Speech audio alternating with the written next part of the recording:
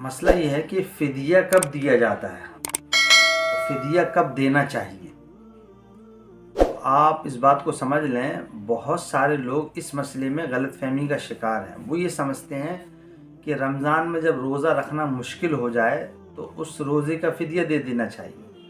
حالانکہ مسئلہ یہ ہے کہ اگر کسی عذر کی وجہ سے رمضان میں اگر انسان روزہ نہ رکھ سکے تو اس کے ذمے اصل اس کی قضا ہے کہ جب وہ عذر ختم ہو جائے اور وہ صحیح ہو جائے تو اس کو روزے کی قضا کرنا چاہیے۔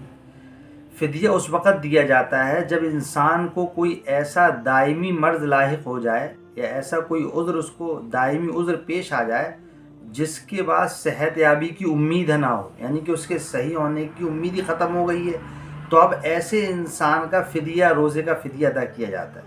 لیکن فدیہ دے دینے کے بعد اگر خدا نخواستہ اللہ کے فضل سے اگر وہ صحت یاب ہو گیا تو اس کے لیے ضروری یہ ہے کہ اب اس صحت یاب ہونے کے بعد اس کو روزہ کی قضا کرنا چاہیے، اور جو اس نے فدیہ دے دیا ہے اس کا اس کو ثواب ملے گا، لیکن اصل روزے کی قضا ہے۔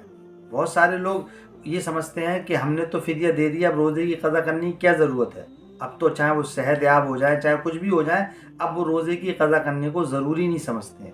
حالانکہ صحت یابی کے بعد روزے کی قضا کرنا ضروری ہے۔ بات سمجھ گئے؟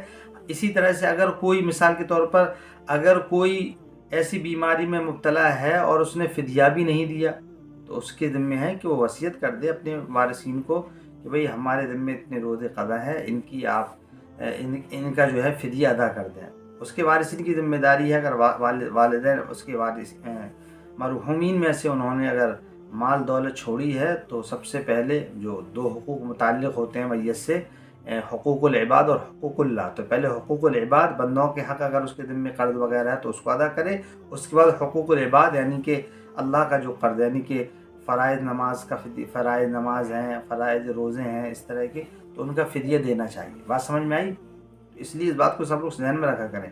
بہت سارے لوگ سمجھتے ہیں کہ ہم نے فدیہ دے دیا بس ہم فارغ ہو گئے، ایسا نہیں ہے۔ فدیہ دینے کے بعد اگر صحت مل گئی ہے تو اب اس کو روزے کی قضا کرنا پڑے گی۔ بات سمجھ میں آئی ہے؟